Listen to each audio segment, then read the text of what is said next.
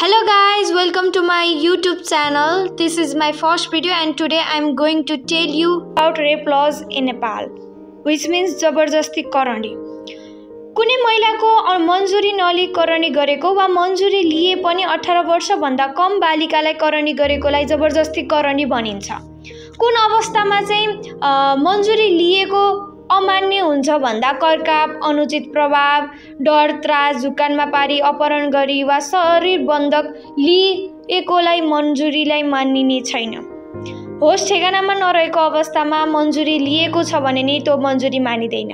मुखमा लिङ्ग पसाएको, लिङ्ग कुनै अन्य कुनै वस्तु योनिमा प्रवेश गरेमा जबरजस्ती करणी गरेको मानिन्छ।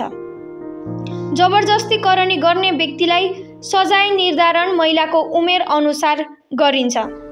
यो नेपालको मुलुकी अपराध संहिता 2074 को दफा 219 मा व्यवस्थित गरिएको छ।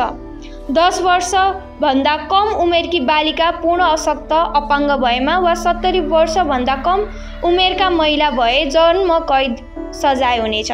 10 वर्ष वा सो भन्दा बढी 14 वर्ष भन्दा कम उमेरकी बालिका भए 18 देखि 20 वर्षसम्म कैद।